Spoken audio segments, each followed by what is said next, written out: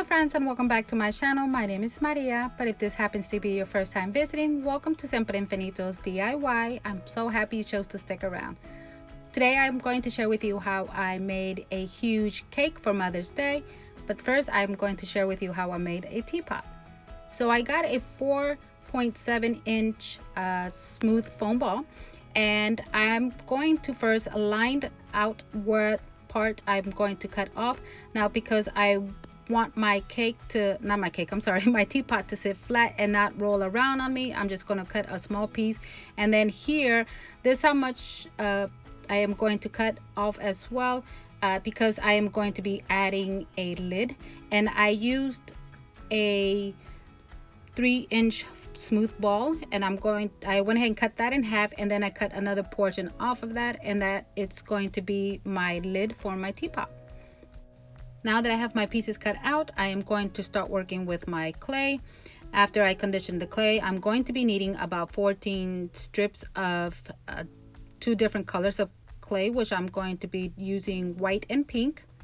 I wanted my clay strips to be a little bit longer than the size of my ball, because I want to make sure that it's going to cover. I'd rather it be long and then just cut what I do not need than rather it be short and there being gaps or what have you. So I went ahead and used tacky glue to make sure to secure it down. You don't have to, but I'd rather do so because since the clay is still smooth, you don't have to really necessarily do it. But again, I wanted to make sure that they did not come off. So really, it's your preference. You know, there are times that when I ever use clay and foams, sometimes I don't use tacky glue because it holds it up, seeing, you know, when my clay is still soft. All right, so when I add each stripe of the clay, I made sure that I not blend, but made sure that I went ahead and pushed them in together. You'll see in a minute when I work with the pink color or pink piece of clay, and that's just to make sure that when it dries up, there will not be no gap. So all I did here was just make sure that again I press down gently. You don't want to still make any extra marks or what have you. Don't worry about fingerprints because they will eventually disappear. So here it is, all done. Again, I went ahead and just pressed it in together, making sure that there's no gaps in there. And now I am going to start working on the lid. Now the top of the lid will be blue. So these are the 3 colors that I chose to do my teapot, because if you remember on one of my previous videos where I made the teacups, they were pink, blue, and white. So I wanted my teapot to have those same colors.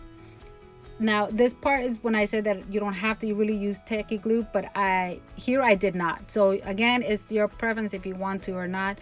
Just make sure that when you roll out your clay, you lap it over on the bottom, and then because my clay is still soft, when I place it on top of my teapot, it's going to stick and I don't have to worry about it falling off.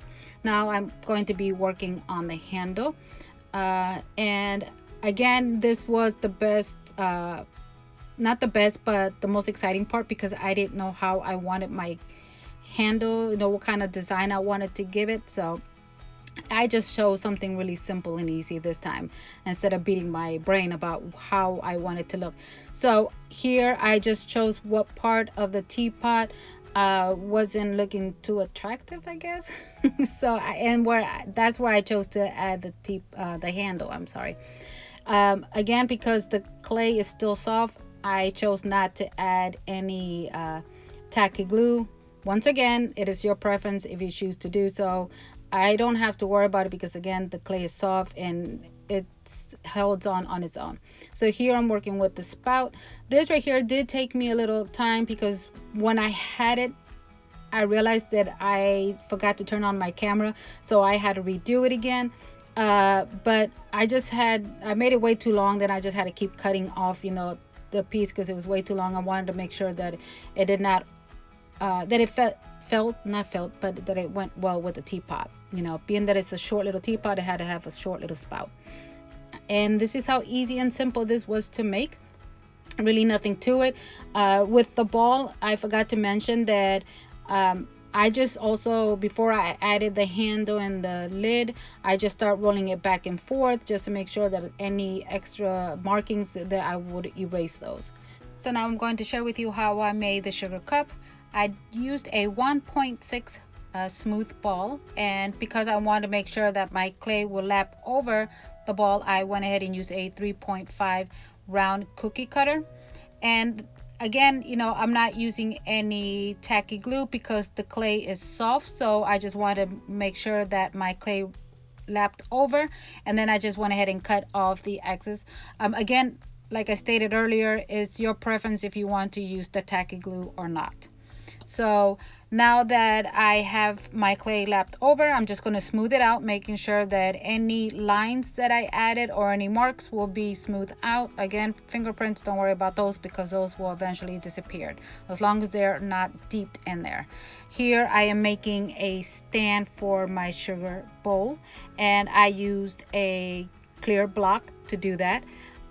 I did not record it when I made the sugar cubes, but it's just like making a it's just like making a marshmallow. The only difference is that you're going to have to square it off, and I use my clear block stamp to do just that. All right, and now I'm just going to make the handles for each side of my sugar bowl, and then I'm going to add a lid to it, and then that is it. Here again, I went ahead and wrote out these two pieces of clay too long, so I just went in, cut out as much as I think I needed, and that was it. So I want to take this chance to welcome all of my new subscribers. Thank you so much, guys, for subscribing to my channel and taking this journey with me. As well, I would like to invite you to my new Facebook page. There I show glimpse of what I am working on. As well, it is a safe place where you can show your crafts, even if you're a beginner or been doing this for years. We give each other tips, and help each other out. Also, let me know that you came from this video, that you saw this, and we can get to know each other as well. So with all of that being said, let's get back to the sugar bowl. Now that both of the pieces are done, it is time to work on the big piece, which is the table part. Yes, this is going to be mimicking the table. So I went ahead and added some foam sheet. Yes, I did have to glue that down. And then I went ahead and added some white foam clay on top that's going to mimic the tablecloth. And as well, this part I did have to glue it down to the foam sheet because it is a foam sheet, and I want to make sure that it did not lift it up after it dried. I wanted my tablecloth to have a ruffle pattern, so what I did, I just cut a lot of long strips, and then this is the last strip, and I wanted, like, again, to have that ruffle look to it, so I just started pinching only one side of the strip, and then I went ahead and added to the rest of the cake, which you'll see in just a minute. And here is the last part that I had to add, because the clay, every time I kept adding it to the tablecloth, I wanted to make sure that it was soft, where I could just went in and just start blending it in with the top part of the table. And this way, I less glue that I have to work with. And then once I had that, I just went ahead and just start blending them in, making sure that there's no openings or that it will not open after it dries up. And this is how easy this portion of the cake was. Yes, again, guys, you know how I feel about making long videos, so this is why I had to make short ones, because this was going to take me a while to make and put all together for you. So here it is. So now it's time to decorate it, and I really hope you guys enjoy this. And here it goes. This is the after. So what do y'all think? I really love how this all came out. A little time consuming only because there's a lot of pieces, but really simple. And thank you so much, guys. I'm sure you also have noticed this is the end of the video. Thank you so much for stopping by, and happy Mother's Day to all of the mommies out there and all of the new mommies. I know our jobs are never done, nor is it easy. So let me know what your plans are for Mother's Day. And if you watch this after Mother's Day, let me know what you did on Mother's Day. So once again, happy Mother's Day, and don't forget to comment, like, and share. Until the next time, my friends, stay safe, be kind, bye.